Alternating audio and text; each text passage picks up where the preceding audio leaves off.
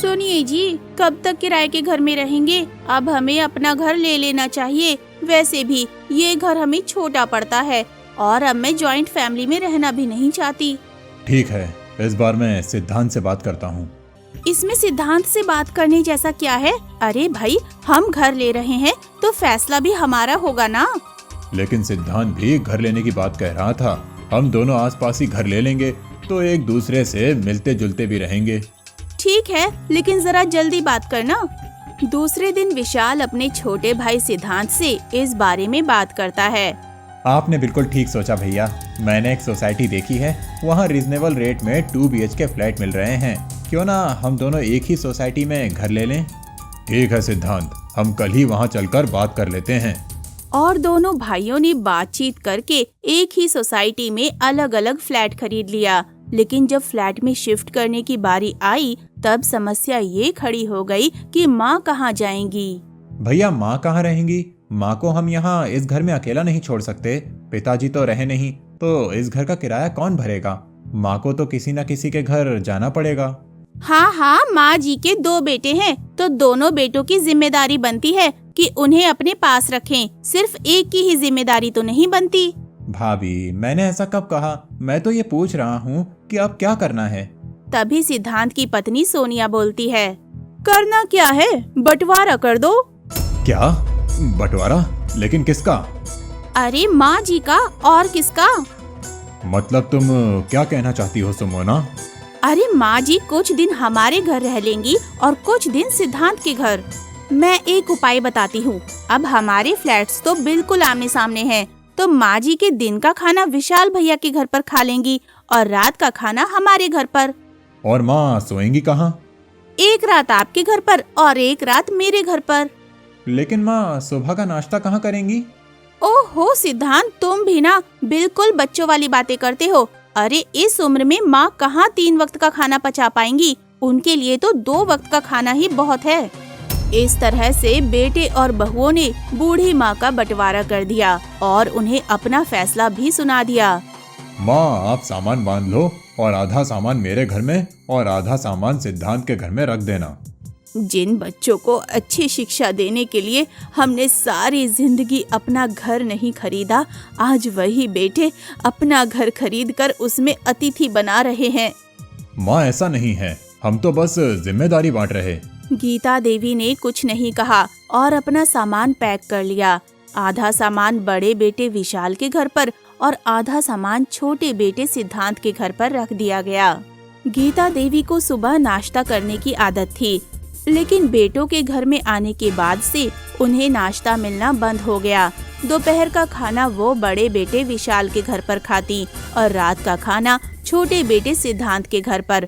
एक दिन गीता देवी बड़े बेटे सिद्धांत के घर पर थीं और रात में सोने की बारी भी वही थी। तभी उनकी बड़ी बहू सुमोना उनके पास आकर बोली, माँ जी, आपको रोज रोज तो यहाँ सोना नहीं होता, इसलिए आप अपना ज्यादा सामान मत फैलाना। वो क्या है ना कि आपका सामान फैल जाएगा तो घर में जगह कम पड़ जाएगी। बहू, मैं ज्यादा सामान नहीं फैलाऊंगी, बस बहू तुम्हारे ससुर जी की तस्वीर इस दीवार पर टांग दे। माँ जी, इसकी क्या जरूरत है? इस तस्वीर को थैले में रखिए, जब जब पिताजी की याद आए तो तस्वीर को देख लेना। बेचारी गीता देवी जब बड़े बेटे के घर जाती तब अपने पति की तस्वीर साथ ले जाती और जब छोटे बेटे सिद्धांत के घर जाती तब भी तस्वीर साथ ले जाती हैं। उनकी हालत उस मुसाफिर की तरह हो गई थी जिसकी कोई मंजिल नहीं थी। एक दिन गीता देवी रात का खाना खाने के लिए छोटे बेटे सिद्धांत के घर गईं। तब उन्होंने छोटी बहू सोनिया को सिद्धांत से कहते हुए सुना, सिद्धांत, अपनी माँ से कह दो ना, आज रात का खाना भी भैया के घर ही खा लें। आज हम दोनों को मिश्रा भाई साहब के घर पार्टी में जाना है। सोनिया, माँ को ऐसे कहना अच्छा नहीं लगेगा ना। तो मैं क्या करूं? सिर्फ तुम्हारी माँ के लिए खाना बनाऊं? अगर ऐसा है तो माँ से कह दो अपने लिए खाना खुद बना लें। मैं तो माँ के लिए बाहर से खाना ऑर्डर कर देता हूँ। हाँ, सारे पैसे अपनी माँ के पीछे फूंक दो। मैंने परसों कहा था कि बाहर खाने पर चलते हैं, तब तो तुम्हें फिजूल खर्ची लग रही थी। तुम अगर अपने भैया से नहीं बोल सकते हो तो मैं बोल देती हूँ। और सोनिया गुस्से में तमतमाती हुई आती है और विशाल के घर जाती है। भैया, माँ जी का आज रात का खाना भी आप लोग बना लीजिए, मैं और सिद्धांत बाहर जा रहे हैं। अरे ऐसे कैसे खाना बना ले? देखो सोनिया, माँ जी का बंटवारा करते समय यही तय हुआ था कि माँ जी का एक वक्त का खाना मेरे घर और दूसरे वक्त का खाना तुम्हारे घर पर। अब माँ जी ने आज का दिन का खाना हमारे घर पर खाया है तो रात का खाना तुम लोग खिलाओ उन्हें, और अगर बाहर जा रहे हो तो माँ जी को भी साथ ले जाओ। और देखते ही देखते इस बात पर दोनों बहुओं में तू मैं होने लगी। झगड़ा बढ़ता हुआ देखकर गीता देवी ने दोनों से कहा, बहू तुम लोग आपस में मत झगड़ो, मैं आज रात का खाना नहीं खाऊंगी, मुझे भूख नहीं है, मैं तो सिद्धांत के घर पर सोने जा रही हूँ। गीता देवी की बात सुनकर दोनों बहुओं का झगड़ा बंद हो गया। गीता देवी की आज सिद्धांत के घर पर सोने की बारी थी, इसलिए वो सिद्धांत के घर पर आकर सो गई। थोड़ी देर में सिद्धांत और सोनिया पार्टी में चले गए और गीता देवी पति की तस्वीर को सीने से लगाए रात भर रोती रही। अब ऐसा आए दिन होने लगा, कभी विशाल और सुमोना को पार्टी में जाना होता था तो कभी सिद्धांत और सोनिया को। इस चक्कर में गीता देवी को कई बार भूखा रहना पड़ता और लगातार भूखे रहने के कारण गीता देवी की तबीयत खराब रहने लगी। वो बेहद कमजोर हो गईं और एक दिन गीता देवी को तेज बुखार आ गया। उस दिन गीता देवी बड़े बेटे विशाल के घर पर थीं। सुमोना, मैं माँ को डॉक्टर के पास ले जा रहा हूँ, माँ की तबीयत खराब है। लेकिन आप माँ जी को डॉक्टर के पास लेकर क्यों जा रहे हो? सिद्धांत भी तो लेकर जा सकते हैं ना। अरे सुमोना, माँ का आज दिन का खाना हमारे यहाँ है और माँ खाना खाने के बाद ही दवाइयाँ खाएंगी ना, इसीलिए मैं माँ को डॉक्टर के पास ले जा रहा हूँ। ये सुनकर सुमोना मुंह बना लेती है लेकिन कुछ बोल नहीं पाती है। खैर, विशाल माँ को डॉक्टर के पास से दवाई दिलाकर ले आता है। गीता देवी दवाई खाकर सो जाती हैं और उन्हें नींद आ जाती है और शाम होने पर उनकी नींद नहीं खुलती। विशाल, अपनी माँ को जगाओ ना, वो तो सोई ही जा रही हैं। उन्हें सिद्धांत के घर पर भी तो जाना है, उनका रात का खाना वहीं बना होगा ना। सुमोना, माँ की तबीयत ठीक नहीं है, उन्हें आराम करने दो। ऐसा करो, माँ का आज रात का खाना तुम बना दो। क्या कहा? मैं खाना बना दूं? मुझसे नहीं होगा। अपनी माँ से कहो कि उठकर अपने छोटे बेटे के घर चली जाएं। ज्यादा ड्रामा करने की जरूरत नहीं है। सुमोना बहुत जोर जोर से ये सब बोल रही थी, जिसके कारण गीता देवी की नींद खुल जाती है और वो सुमोना की सारी बातें सुन लेती हैं।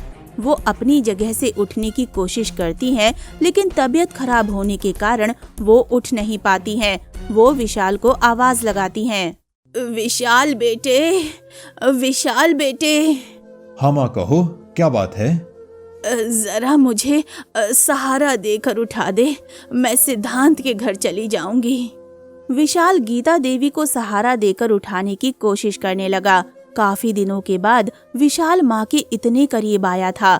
उसने देखा कि माँ की आंखों के एक कोने से आंसू ढुलकने ही वाले थे। उस समय विशाल को अपने बचपन की सारी बातें याद आ गईं कि जब वो और सिद्धांत दोनों छोटे थे तब किस तरह से माँ ने उन दोनों को पाला था।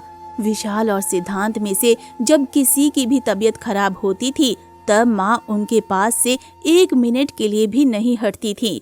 विशाल ये सोचकर अंदर तक हिल गया था कि जब माँ को उनके सहारे की जरूरत है तब वे दोनों भाई माँ के साथ कैसा व्यवहार कर रहे हैं।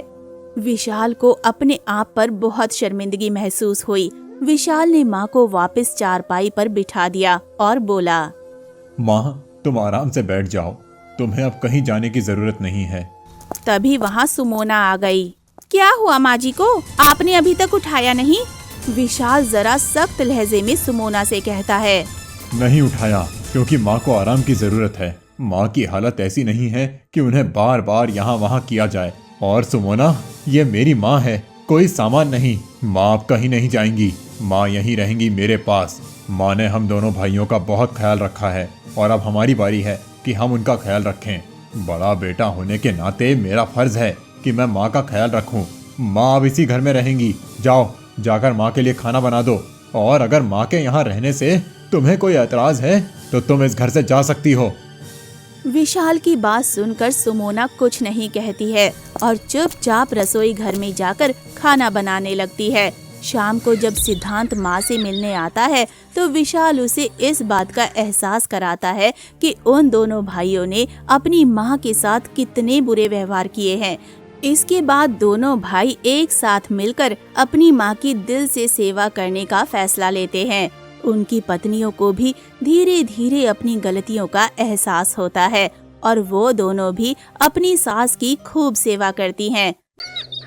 रोहित, मेरे पास आओ बेटा। जी बाबूजी, मैं यहीं पर हूँ आपके पास। एक दिन तो सबको जाना है, मेरा भी वक्त आ गया है। राधा, तुम भी मेरे पास आकर बैठो बेटी। राज कहाँ है? भैया रास्ते में है बाबूजी, बस पहुंचते ही होंगे। वो भी आ जाता तो ठीक रहता। तुम सबको एक जरूरी बात बतानी थी, कहीं उसके आने से पहले मेरे प्राण ना निकल जाएं। आएंगे जरूर आएंगे वो, पर मेरे चले जाने के बाद, और आते ही अपना हिस्सा मांगेंगे। अच्छे से जानता हूँ उन दोनों को। तुम दोनों बहुत भोले हो और वह दोनों एक नंबर के चालाक। खैर, अब जो मैं बताने जा रहा हूँ उसे ध्यान से सुनो। मैंने इस तरह बंसीलाल स्वर्ग सिधार गए और उनकी बात अधूरी ही रह गई। रोहित और राधा फूट फूट कर रोने लगते हैं। बंसीलाल के 2 बेटे थे। बड़े बेटे का नाम राज और उसकी पत्नी मालती थी, जबकि रोहित उनका छोटा बेटा था और उसकी पत्नी राधा थी। बंसीलाल हमेशा से रोहित के घर पर ही रहते थे। रोहित और राधा उनकी खूब सेवा करते थे, जबकि राज और मालती को तो हमेशा से बस बंसीलाल की जमीन जायदाद से ही मतलब था। जैसा कि बंसीलाल ने कहा था, उनकी मौत के बाद राज और मालती वहां पहुंचे। रोहित, पिताजी चल बसे क्या? जी भैया, हम अनाथ हो गए। भैया बाबूजी नहीं रहे। कोई बात नहीं, हिम्मत रख भाई। अच्छा ये बता, पिताजी ने जाते हुए कुछ कहा क्या? नहीं तो मतलब? अरे वही, अपनी जमीन या खेत के बारे में कुछ कहा? नहीं भैया, इस बारे में तो कुछ नहीं कहा। हाँ तो ठीक है ना, आप 2 ही भाई हैं, तो आधी आधी बांट लीजिए जमीन। भाभी, अभी अभी पिताजी का देहांत हुआ है, ये सब बातें बाद में भी हो सकती हैं। हाँ, तो मैं कौन सा बिल्कुल अभी कागज मांग रही हूँ। राज और मालती एक नंबर के लालची थे। राज बहुत पहले ही पैसे कमाने के चक्कर में शहर चला गया था और शहर में रहकर उसने अच्छा खासा पैसा भी कमा लिया था, जबकि रोहित सिर्फ इसलिए गांव में रहता कि वो अपने पिता की देखभाल कर सके और खेती बाड़ी संभाल सके। इस तरह से राज के मुकाबले रोहित हमेशा से ही गरीब रहा था, लेकिन इस बात का ना तो रोहित का अफसोस था और ना ही उसकी पत्नी राधा को। दोनों ने मिलकर बंसीलाल का खूब अच्छे से ख्याल रखा और उन्हें कभी भी कोई कमी नहीं होने दी। जबकि अमीर होने के बावजूद राज और उसकी पत्नी मालती एक नंबर के कंजूस और लालची थे। उन्होंने जीते जी बंसीलाल को कभी सुख नहीं दिया, लेकिन अब उन्हीं के देहांत के बाद अपना हिस्सा मांगने जरूर पहुंच गए थे। रोहित, अब तो सारे काम निपट गए हैं और मेरी छुट्टी भी खत्म होने वाली है, तो आओ अब जरा बैठकर बंटवारा कर लेते हैं। भैया, बंटवारा करना जरूरी है क्या? और नहीं तो क्या रोहित भैया, आप तो रहते हो गांव में, अपनी जमीन को देख रेख कर ही लोगे, पर हम शहर से कहाँ आते रहेंगे। बार बार इतना टाइम थोड़ी ही होता है हमारे पास। अब बंटवारा हो जाए तो हम अपने हिस्से की जमीन बेचकर निश्चिंत हो जाए और फिर चले जाए वापस। भाभी, तो क्या गांव से कोई नाता नहीं रखोगे? अब यहाँ गांव में है ही क्या राधा? पहले पिताजी थे तो फिर भी आना जाना हो जाता था, अब क्या ही करना है यहाँ आकर। मालती और राज ने जिद ठान ली थी कि बंटवारा तो होकर रहेगा, और फिर बंटवारे से ठीक एक दिन पहले। सुनो जी। हाँ बताओ। मेरे पास एक कमाल का आइडिया है। अगर हम कुछ ऐसा करें कि रोहित अपनी जमीन भी हमें बेचे तो कैसा रहेगा? पर वो अपने हिस्से की जमीन हमें क्यों बेचेगा, और हम क्या करेंगे इतनी सारी जमीन का? हम क्या करेंगे मतलब? अरे सारी जमीन बेच बाच कर शहर में बढ़िया घर और चमचमाती गाड़ी लेंगे और क्या। पर ऐसा होगा कैसे भाई? मालती ने राज को अपने दिमाग की सारी खुराफात बता दी। फिर अगले दिन राज सुबह रोहित से बोला, रोहित क्या कर रहे हो? खेत जा रहा हूँ भैया, बीज बोने। अच्छा तो तुम मेरे साथ तहसील नहीं चलोगे? क्या तहसील? मगर वहाँ क्यों जाना है भैया? अरे वो पिताजी का मृत्यु प्रमाण पत्र लेकर जमीन अपने नाम पर ट्रांसफर करवानी पड़ेगी ना। भैया आप देख लो ना ये सब, मुझे वैसे इन सब के बारे में क्या पता। चलो ठीक है, मैं अपने हिसाब से देख लूंगा। भोला भाला रोहित राज पर बहुत भरोसा करता था। आखिर दोनों सगे भाई थे। उधर मालती और राज तो यही चाहते थे कि रोहित उनके साथ ना जाए। मालती और रोहित उस दिन तहसील के बहाने सारा दिन घूमते रहे और फिर शाम को अपने प्लान के मुताबिक वो घर में दाखिल हुए। अरे भैया भाभी आ गए आप लोग? थक गए होंगे ना, पूरा दिन लग गया आज तो। अरे पूछो मत, पूरा दिन धूप में परेशान हो गए और हासिल क्या हुआ? ढेला ही मिलेगा ना, पिताजी ने हमारे लिए कुछ छोड़ा ही नहीं। कुछ नहीं छोड़ा? मतलब पिताजी हमारे लिए इतनी सारी जमीन छोड़ तो गए हैं ना। अरे ये हमारी जमीन नहीं है, राधा पिताजी ने बैंक से लोन लिया था ना 2 लाख का, जो उन्होंने चुकाया नहीं और बैंक ने अब जमीन पर केस लगा दिया है। तब तक उनको पैसा नहीं मिलेगा। जमीन हमारी तो क्या किसी के भी नाम नहीं हो पाएगी। पर भाभी पिताजी ने तो इस बारे में कभी कुछ नहीं बताया। अरे कैसे बताते? अगर वो बता देते कि जमीन गिरवी रखी है तो हम नाराज नहीं हो जाते। खुद तो चले गए और हमें भिखारी बना गए। कुछ भी हो भाभी, पर ऐसे तो मत बोलिए पिताजी के बारे में। हे भगवान, अब हम क्या करेंगे भैया? अब तो एक ही तरीका है रोहित, 2 लाख तुम दो, 2 लाख हम देते हैं और जमीन बचा लेते हैं। भैया लेकिन इतना पैसा तो नहीं है हमारे पास। रोहित और राधा राज और मालती की चाल में फंस चुके थे। वैसे एक तरीका है जिससे काम बन सकता है। अगर ये दोनों अपने हिस्से की जमीन बेच दे तो काम बन सकता है। पर हम जमीन कैसे बेच सकते हैं? आपने तो बताया कि जमीन पर केस है। हाँ कोई और तो नहीं ले सकता, लेकिन हम तो ले सकते हैं। अगर तुम दोनों अपने हिस्से की जमीन हमें दे दो, मैं अपने भैया से 2 लाख लेकर बैंक के पैसे चुका दूंगी और फिर जब जमीन पर केस खत्म हो जाएगा तो उसे बेचकर अपने भैया के पैसे चुका दूंगी। भाभी ऐसे तो हमारे पास जमीन ही नहीं रहेगी। अरे ऐसा मत सोचो, वो नदी के पास अपना छोटा खेत है ना, ऐसा करो उसे तुम ले लो, उसी पर खेती करो। तुम मेरे भाई हो, इतना तो मैं कर ही सकता हूँ तुम्हारे लिए। बस एक वही ऐसा खेत है जो गिरवी नहीं है। मालती और राज ने बहुत गहरी चाल चली थी। उधर रोहित और राधा सोच रहे थे कि उनके भैया भाभी ने उनका घर बिकने से बचा लिया है। फिर वैसा ही हुआ जैसा तय हुआ था और रोहित ने अपने हिस्से की जमीन मालती के नाम कर दी और खुद नदी के पास वाले खेत में खेती करने लगे। फिर कई दिन बीत गए। मालती और राज सारी जमीन मिलने से खुश थे, तो रोहित और राधा भी अपना घर बच जाने की बात से संतुष्ट थे। लेकिन वो कहते हैं ना कि जो जैसा बोता है वैसा ही काटता है। राधा, राधा जल्दी इधर आओ। क्या हुआ जी? ये देखो, खेत में जुताई करते हुए मुझे क्या मिला? जुताई में रोहित को एक लोहे का बक्सा मिला था जिसमें ढेर सारे सोने के सिक्के भरे हुए थे। तो वही दूसरी तरफ ठीक उसी वक्त शहर में मालती के घर की घंटी बजी। यह घर राज का है। जी हाँ, आप कौन? हम राधा सागर बैंक से आए हैं। आपके पिताजी बंसीलाल ने 4 लाख रुपए का लोन लिया था हमसे और उन्होंने उसकी सिर्फ 3-4 ही किस्तें चुकाई। हम गांव में आपकी खेती की सारी जमीन अपने कब्जे में ले चुके हैं और उसकी नीलामी करेंगे।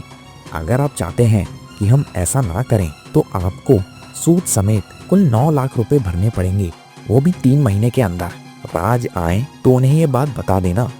मालती को समझ नहीं आ रहा था कि आखिर ये सब हुआ और कैसे हो गया, लेकिन सच तो ये था कि अब जाकर हुआ था। असल मायने में बंटवारा जिसने जो बोया था वही उसे मिल रहा था। इसीलिए कहते हैं जो बोगे वही पाओगे।